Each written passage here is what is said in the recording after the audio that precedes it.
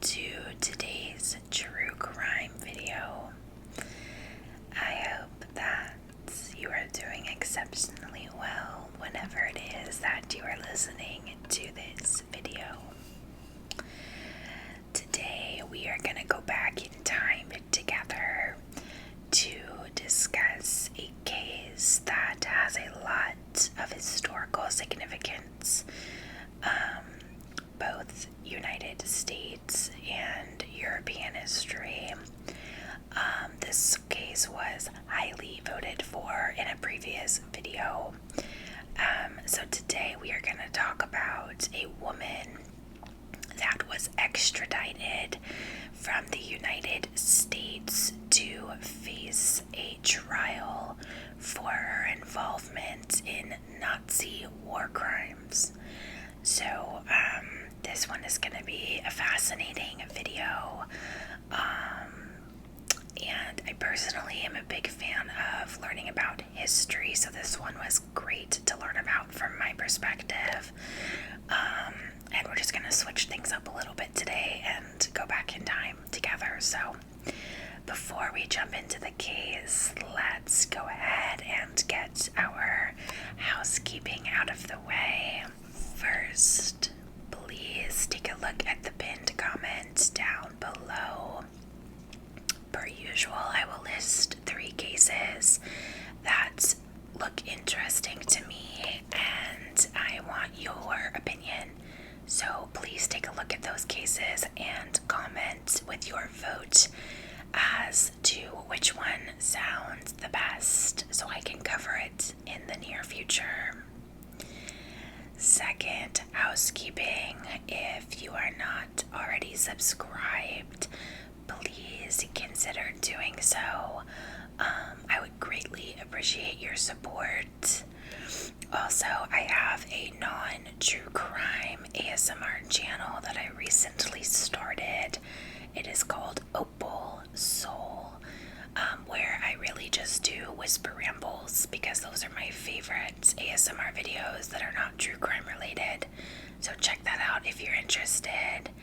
And then finally, last housekeeping item will be hidden gems. In the video somewhere I will put a hidden gem, whether that's a fact about myself or a fact about the case. 9 out of 10 times it's a fact about the case. And when you hear that I call out the hidden gem, please comment it down below. I am working on some kind of a system that the more you comment those hidden gems, the more you will benefit with more content from me. I'm still working out the kinks and the specifics on that, so stay tuned, more to come, but please go ahead and list the hidden gem, and I pinky promise there will be a hidden gem in today's video and I won't forget. So without further ado, let's talk about Hermine Braunsteiner. So on August 7th of 1973, 54-year-old Hermine Braunsteiner Ryan, an American citizen since 1963, would be extradited to West Germany, where she was to stand trial over her alleged role in Nazi war crimes. Her American-born husband just absolutely refused to believe that his darling wife was capable of such horrendous crimes that she was being accused of, and firmly suspected that this was a case of a mistaken identity. However, her accusers believed that she was the female SS guard whom the inmates at one of the most notorious death camps referred to as the Stomping Mare.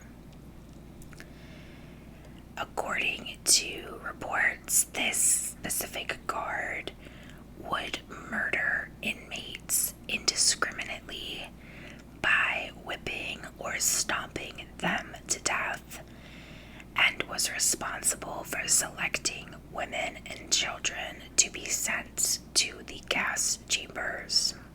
Let's talk about it. Also, I'm just gonna apologize in advance for any poor pronunciation on my part of names in this video. In January of 1964, famed Nazi hunter Simon Wiesenthal was notified by several Holocaust survivors about a former SS camp guard who had escaped justice. He was approached in the Café Royal in Tel Aviv by 3 survivors of Majdanek, which was one of the many Nazi death camps in Poland.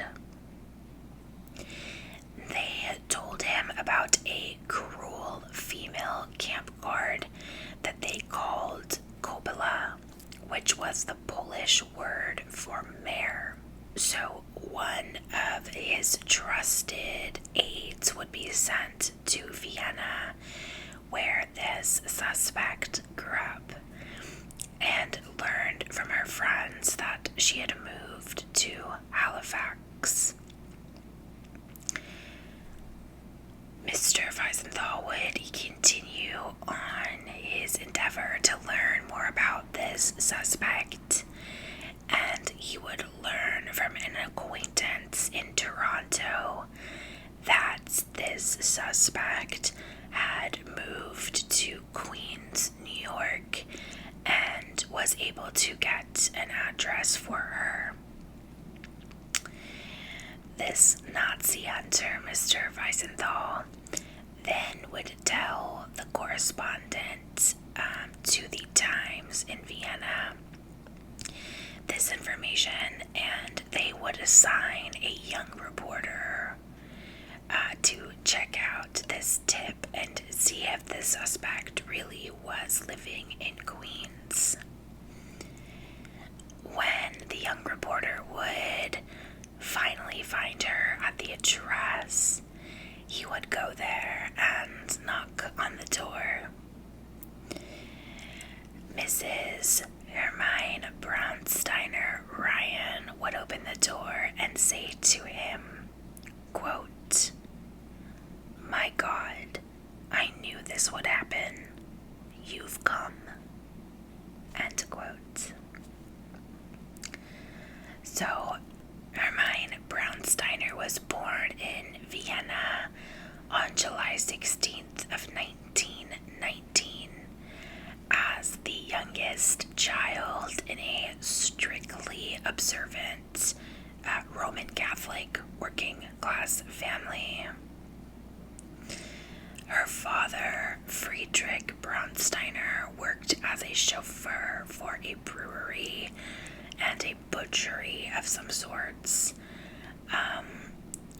She received a very strict Roman Catholic education, and at first wanted to be a nurse as she got older, but instead would work in this same brewery from 1937 to 1938.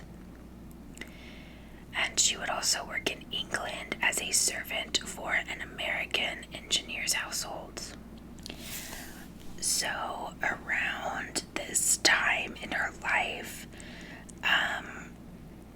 was the idea of Anschluss, which was the idea of a united Austria and Germany that would form a quote, a greater Germany.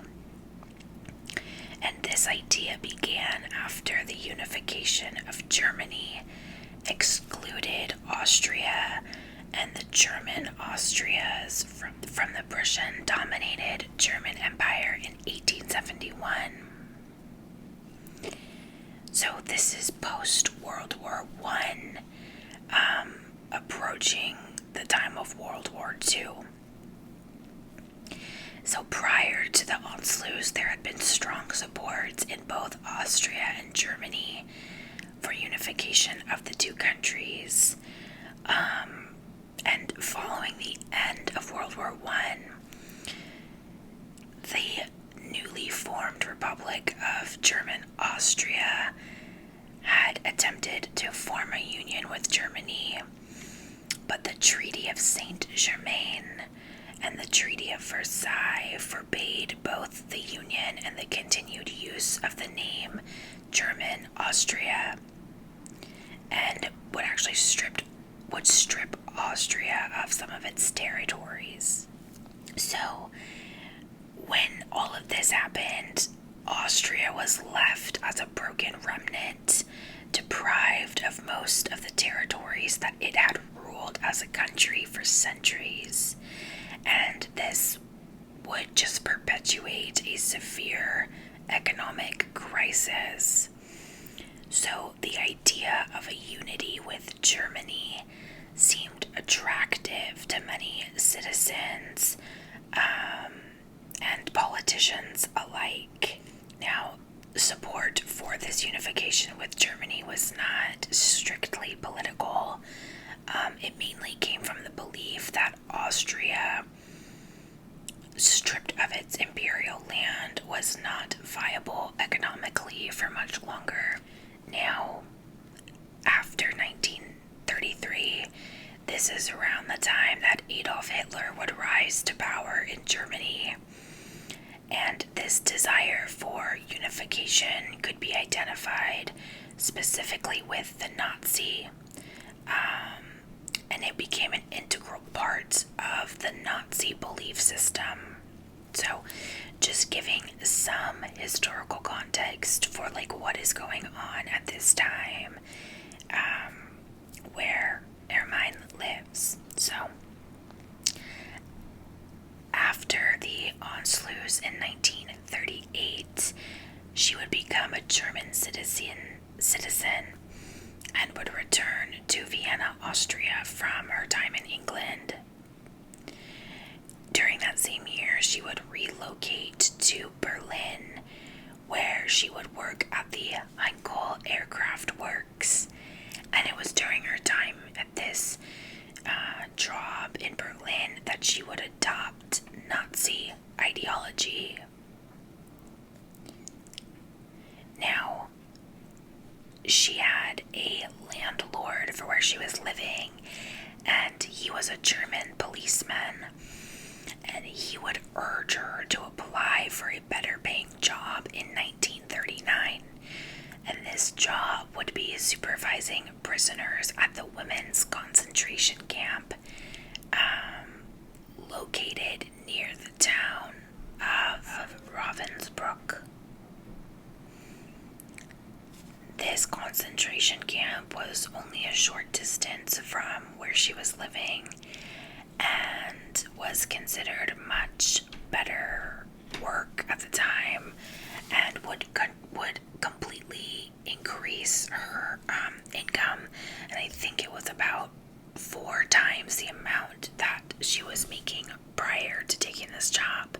So definitely a pay raise. Now, she was only 20 years old at the time, and she would begin her training on August 15th of 1939. She would begin her training as a female guard under Maria Mandel, one of the senior supervisors who oversaw tasks like daily roll calls, assignments for the guards, and punishments such as beatings and floggings against the female inmates.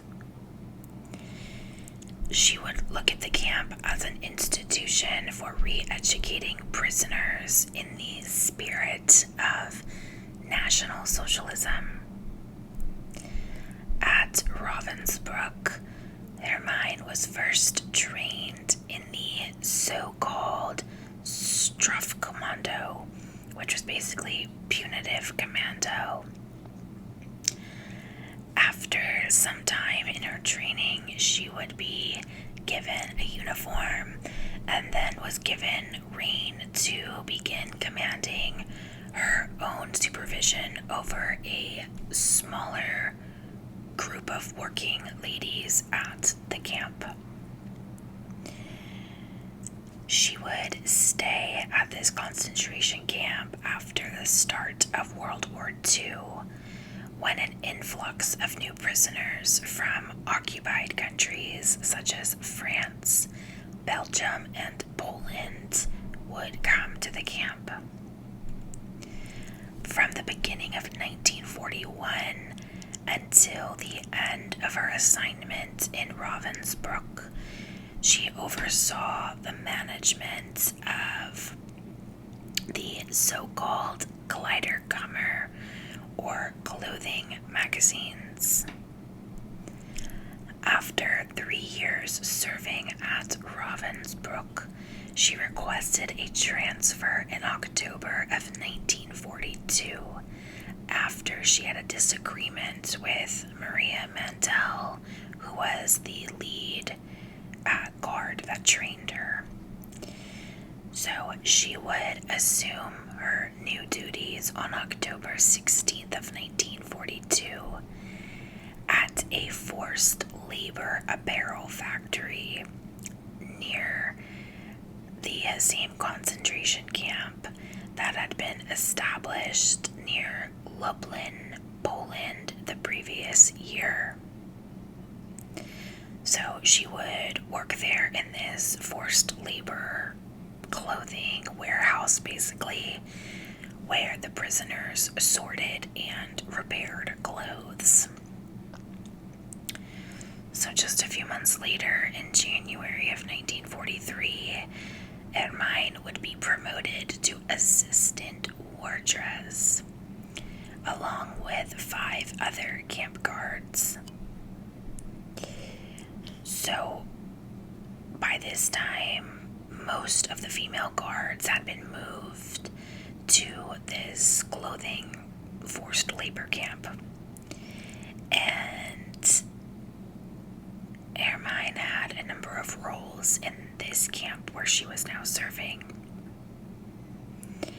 This new camp, Majdanek, served as both a labor camp, providing slave labor to various German companies, as well as an extermination camp with gas chambers and crematoria for the wholesale extermination of the Jewish population of Europe and the Eastern Territories, which, let's just put it out there now, is absolutely horrific.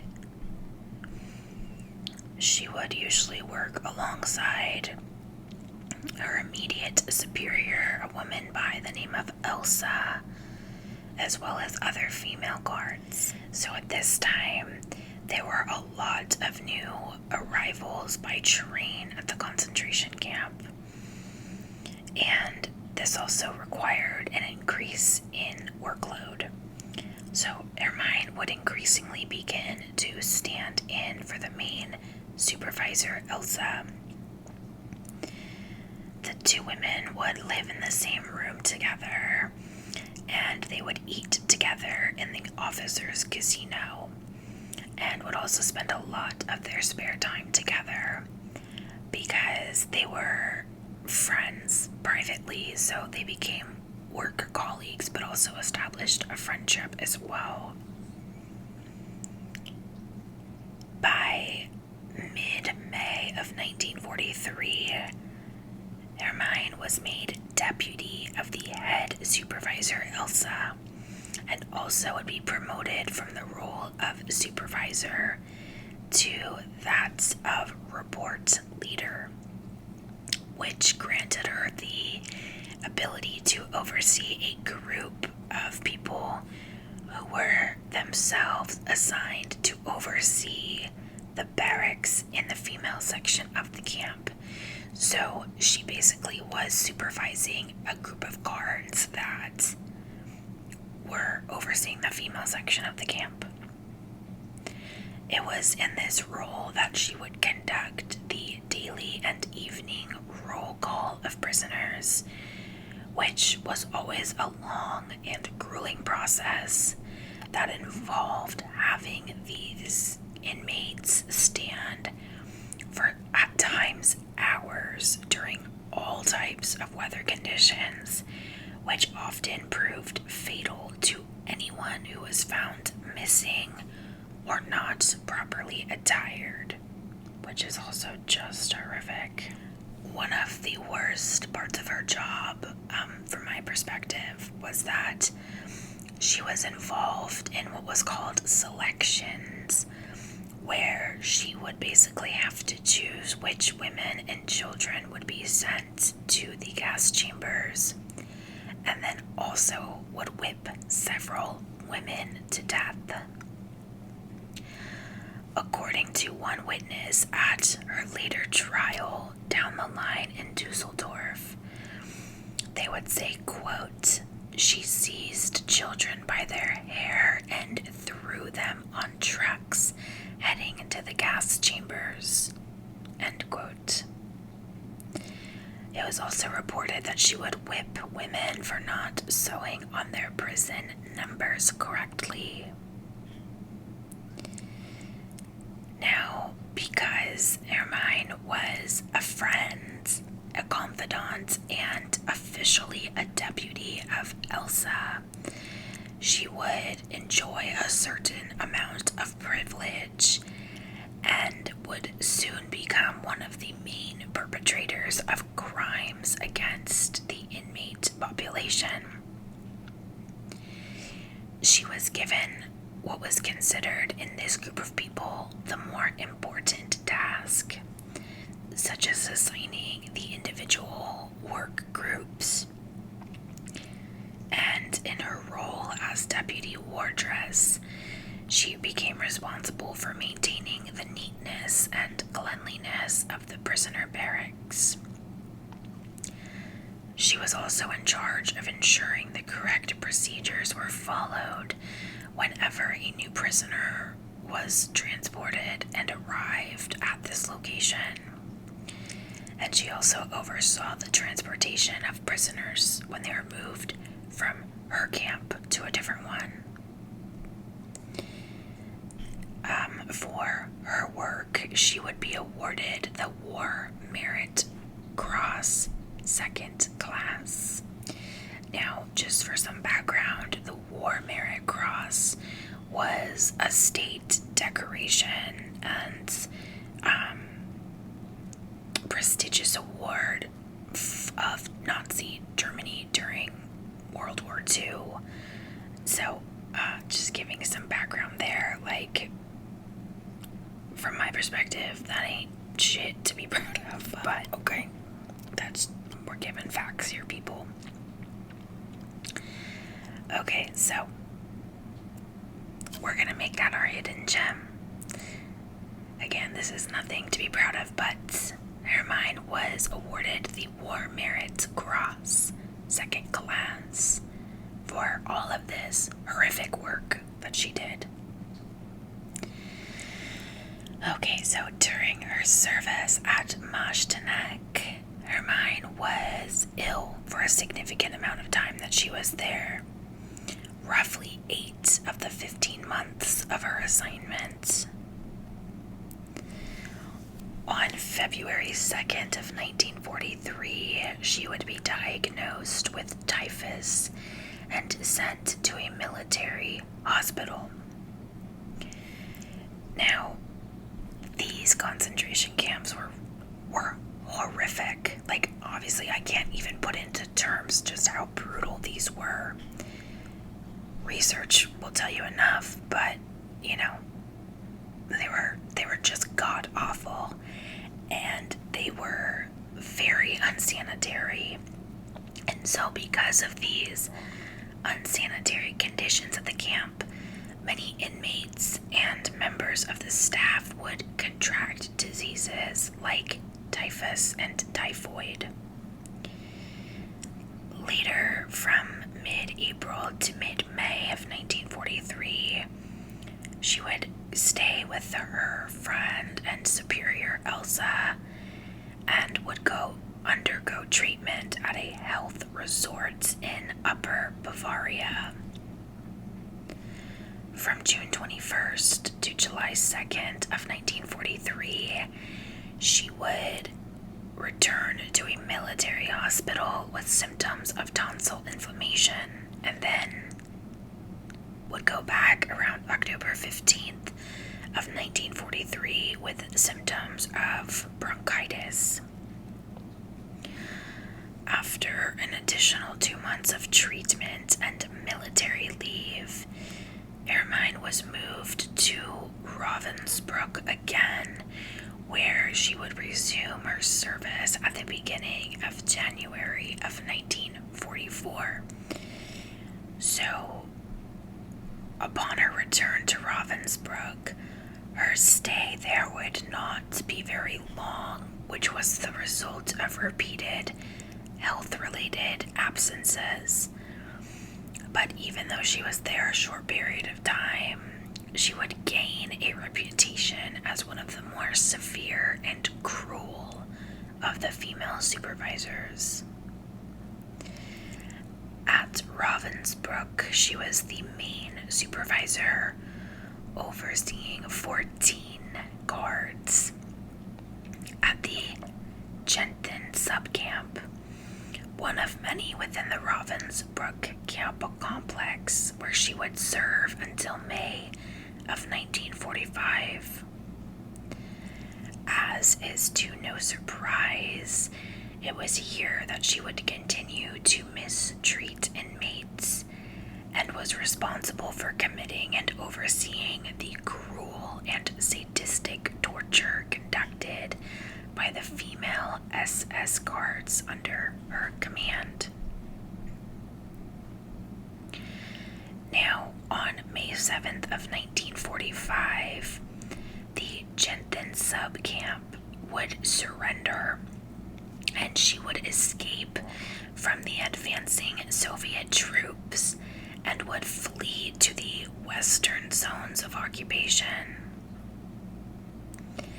At the end of the war, she would reach Stendal, and after 3 months of work on a farm in Bavaria, she would go back to her mother in Vienna in Austria in October of 1945, where she worked as a housekeeper until January of 1946.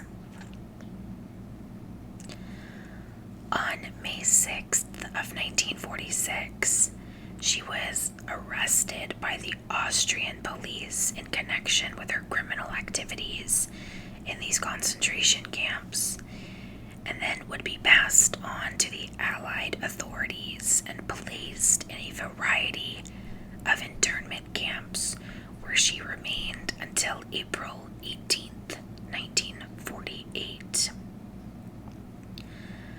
Upon her release, she worked for 11 months as a kitchen helper in the English barracks in the Austrian city of Villach. It was there that she was arrested again on April 7th of 1948 because of her activity as a camp supervisor in Ravensbrück. She would be charged with abuse and the violation of humanity and dignity of prisoners, and she would be convicted on November 22nd, 1948, for crimes committed at the former women's camp, and sentenced to 3 years of hard labor. She would also be accused of crimes at Majdanek, but because of the lack of evidence, she was acquitted of those charges by the court. Ermine was released in early 1950, and the Austrian government would then promise to not charge her with any additional crimes, granting her amnesty. She would begin to work as a housekeeper for a Dane family, and after 6 months, she would return to Austria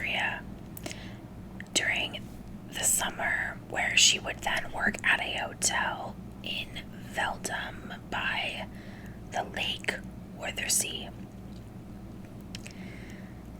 Later in the winter of that year, she would work at a seed warehouse. So she's jumping around from job to job at this time. And it would be during the mid-1950s that she met her future husband, Russell Ryan, a qualified car mechanic and American soldier stationed in Austria. In October of 1958, she would expatriate herself to Canada with Ryan, and a week later, they would become husband and wife in Halifax, with Hermine taking her husband's last name, Ryan.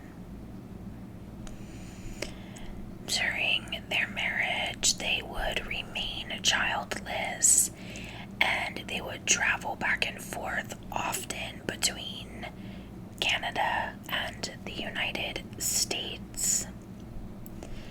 Eventually, they would end up settling in New York, where Russell worked as a mechanic, and Hermine found work in a Jersey factory.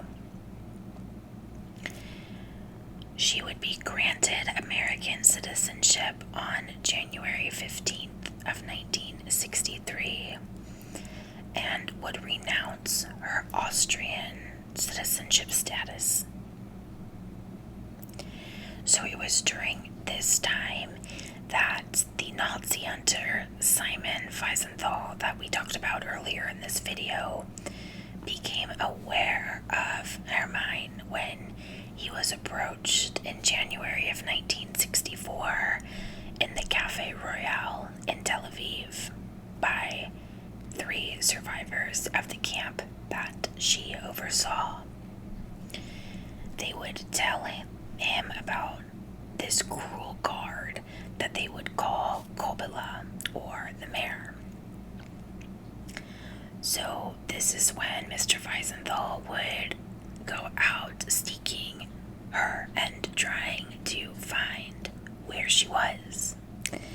As mentioned earlier, we would have the young Times reporter that knocked on many doors of Queens, New York, because there were many residents, I guess, in Queens at the time with the last name Ryan. And it was on July 14th of 1964 when the Times reporter would knock on the door of Hermine Braunsteiner Ryan. And he would learn that at the time of this discovery that she had been living as the wife of an electrical construction worker, where she was known for her scrupulous housekeeping and friendly manner. So, Hermine would readily acknowledge to the Times reporter that she was, in fact, Hermine Braunsteiner of Majdanek, but protested that she had already been punished in Austria and said that she was sick in the infirmary for much of the time that she was assigned to the death camp. Now, Mr. Ryan, her husband, would tell the reporter that he did not know that his wife had been a Nazi prison guard at all. So I can only imagine what a shock that was to him. Mr. Ryan was quoted saying, "My wife, sir, wouldn't hurt a fly. There is no more decent person on this earth. She told me this was a duty that she had to perform. It was a conscriptive service." End quote. Now, when the Times reporter got involved with this, Hermine would feel that this was the end of everything for her because it was going to come out quickly in her community and where she worked that she had been involved as a Nazi camp supervisor. So it was not long after this happened that the first press release about her as a former Nazi guard and supervisor at Ravensbrück and Majdanek appeared, together with information about the trial that she had had in Vienna in 1949. Now, one of the problems here is that she failed to disclose this information in her application to become an American citizen. So the United States would then initiate the process of basically revoking that American citizenship.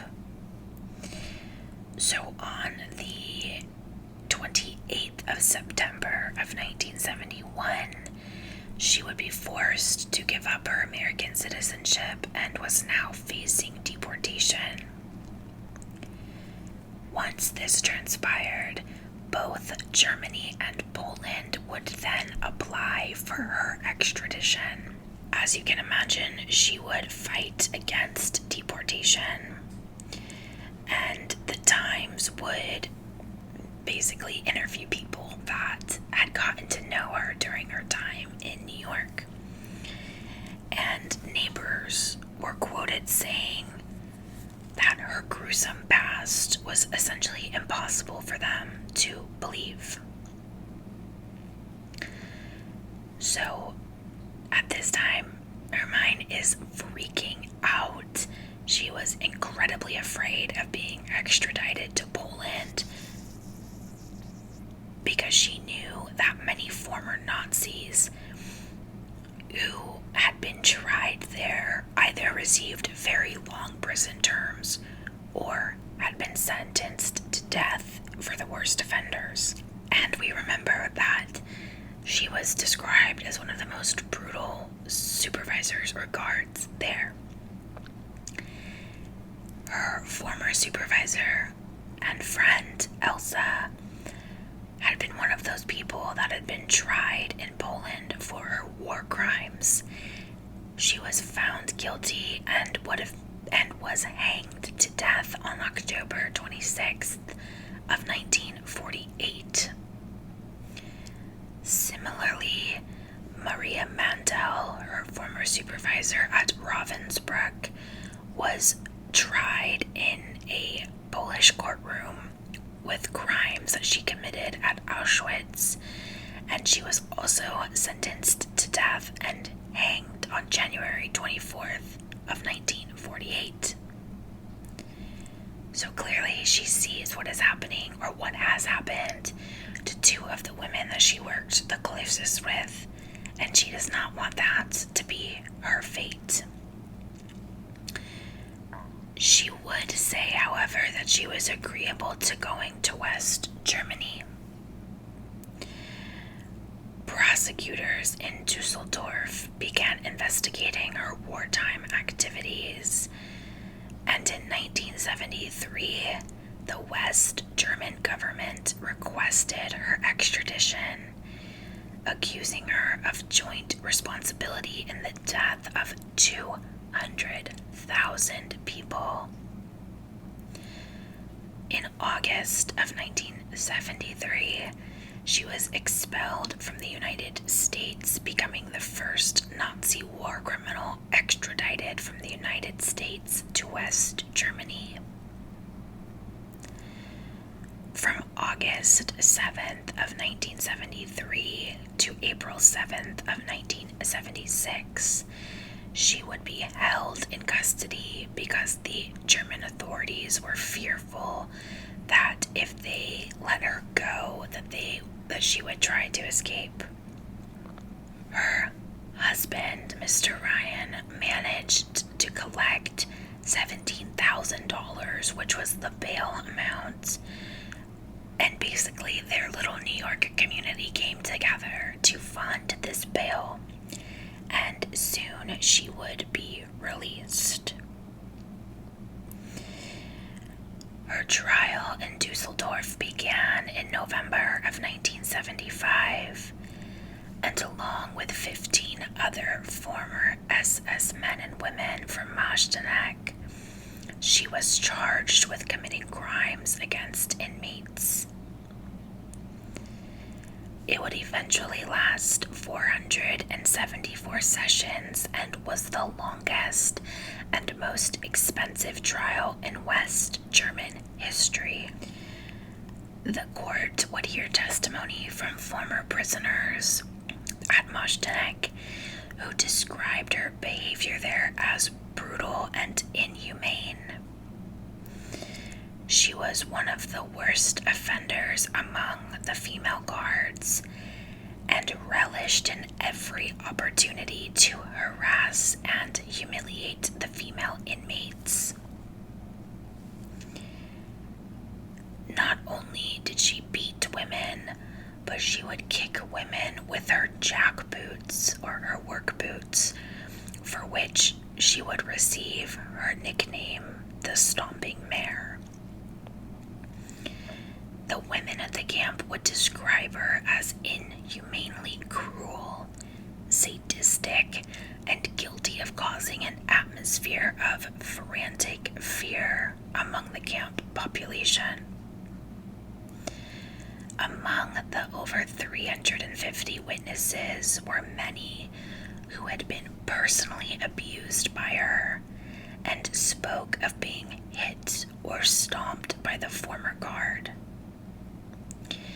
Women would also testify that she was often accompanied by a German shepherd, which she used to bait the prisoners.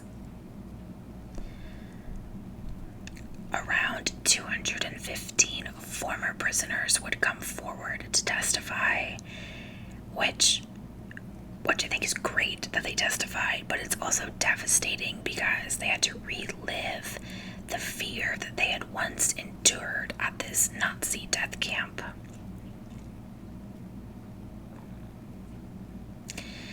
The prosecutors involved in the trial would say that her nickname, the Stomping Mare, is what really differentiated her from other guards at these camps. They had mentioned that there were other female guards with other nicknames, but prisoners would literally say that they were actually friendly to them and had more of a maternal character. There was another one that was called Pearl because she had relatively humane behavior. But Hermine was one that just took it exceptionally too far and was horrific in how she treated the prisoners. These witness testimonies at trial would be confirmed by Hermine's former friends, colleagues, and now fellow defendants and witnesses. Erna Wallace, who had served at Majdanek, described how she saw Hermine shoving prisoners, while other colleagues described her as strict towards prisoners. Witnesses testified that she abused many of the prisoners with a horsewhip, and she was known to carry this around at all time, killing at least 2 women with it.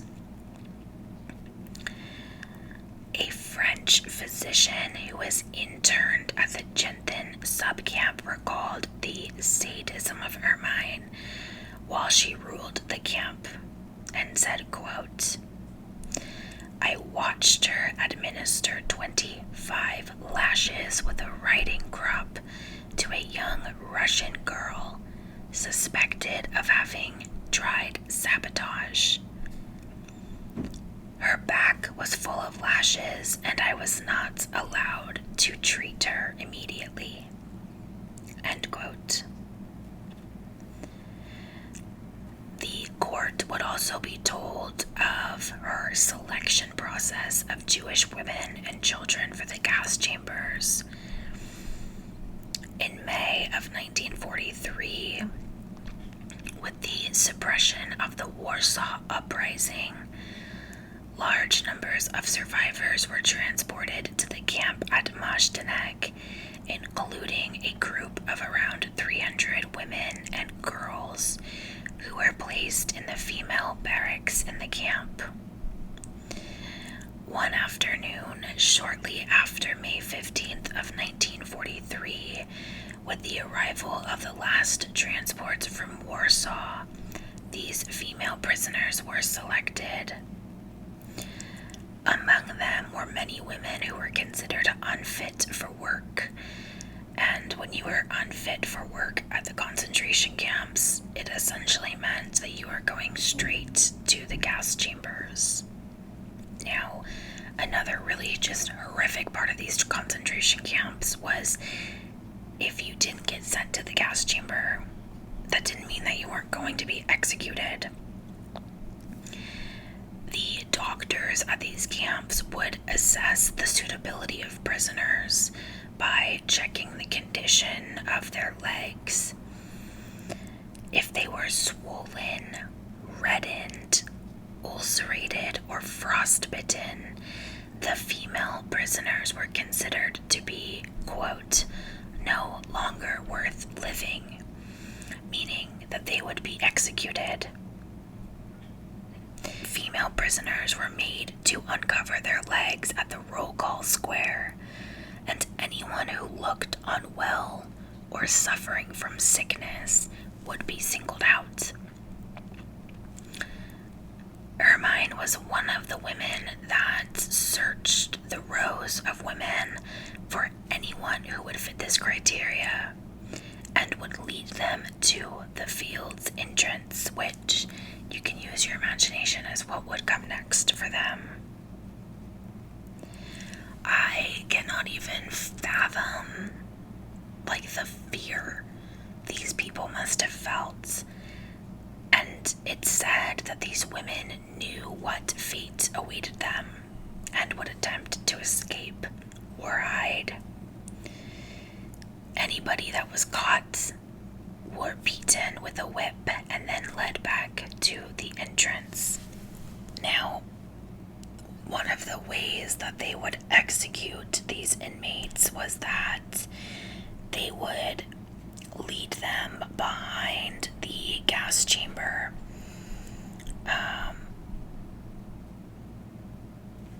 And then they would go to the female bathhouse barrack, and they would use what was called Zyklon B, which was the trade name of a cyanide-based pesticide invented in Germany in the early 1920s. It consisted of hydrogen cyanide or prussic acid, as well as a cautionary eye irritant and one of several absorbents. This was a product that was notorious for its use by Nazi Germany during the Holocaust to murder approximately 1.1 million people between Auschwitz, Majdanek, and other extermination camps. So, Ermine would claim that the responsibility for these selections shouldn't be placed solely on her, and that she would basically try to undermine her position there and say that she was just a small supervisor and didn't have enough power to be able to really oversee this selection process. And that the blame and the punishment really should rest with those who gave the actual orders. But this wasn't true. She really was somebody that continued to participate in the selections on the roll call square of the women's field in August of 1948. One of the most harrowing testimonies was that described as the, quote, first child action that took place at Majdanek during the second half of May of 1943. These victims had been among the Jewish women and children who had arrived with a transport from the Warsaw Ghetto at the end of April or the beginning of May. The children would not be executed immediately, but instead were housed in an end barrack on the female field. Chief Supervisor supervisor Elsa eventually would receive orders from the camp management that the children were to be, quote, liquidated. And in order to carry out this plan, she would assign several guards to ensure that the mothers would be separated from their children. And among those was Hermine. According to the prosecutors, she behaved in the cruelest of ways during the children's action, grabbing at least one small child by their arms and legs, and as claimed by witnesses, disregarding possible injuries, she threw it on the truck like a dead object or cattle for slaughter. These children would later be executed along with their mothers in the gas chambers at Majdanek. This was proven not only by witnesses' testimony, but also by the records that several days after the gassing in the crematorium, a larger number of small corpses were burnt, and a pile of children's clothes appeared up in the clothing warehouses.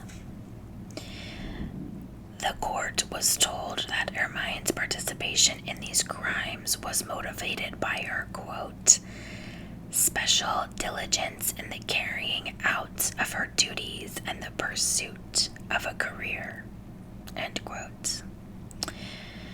In the final arguments before the court, it was the assessment of the prosecution that she had been motivated by flagrant egotism and had taken part in the planned execution of the murder in order to pursue a career, and was submissive and willing to do her duty.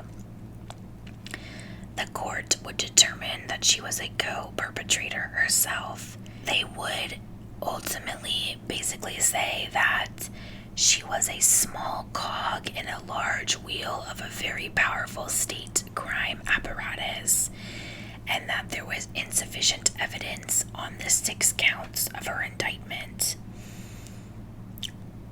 But she would still be convicted of 3 of those indictments, which was the murder of 80 people, the Rose Garden Square selections, abetting the murder of 102 children, and collaborating in the murder of 1,000 people during the August 1943 selections.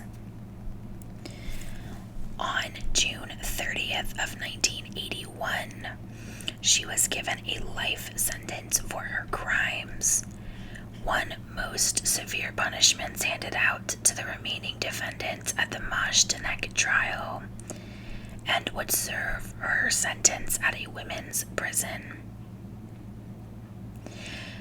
The New York Times reporter would write that in prison, she refused to speak to any other inmates and liked to sew dolls and soft toys.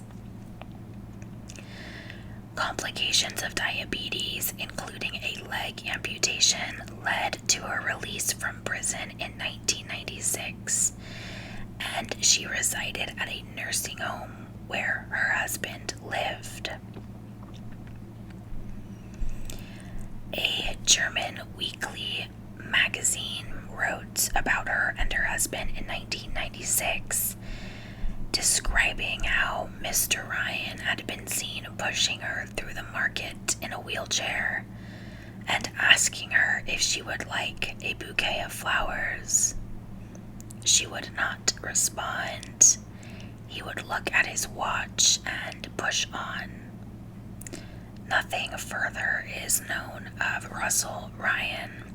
After her release, there had been little written about the stomping mayor of Majdanek, who died some 3 years later on April 19th of 1999 at the age of 79. Ephraim Zuroff, director of the Israeli Center, said he believed the death had been noted in some German papers.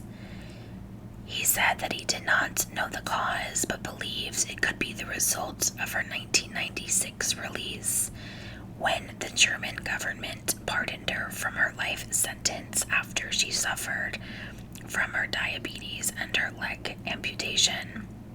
Dr. Zuroff would say that Ermine's extradition and conviction were among the few successful legal actions against Nazis in the United States before the Justice Department Office of Special Investigations was established in 1979.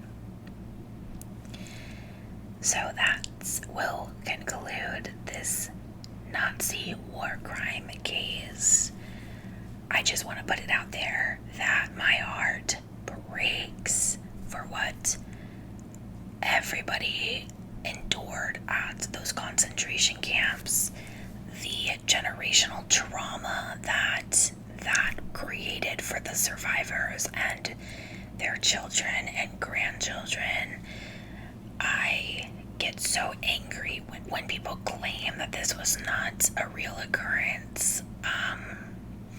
It just baffles me, and I think that I'm just gonna say, with the current climate of at least the United States, it's important to continue telling these stories because people need to know what bad things can happen when you have very mentally unwell dictator-style leadership, when you have certain minority groups that are being targeted.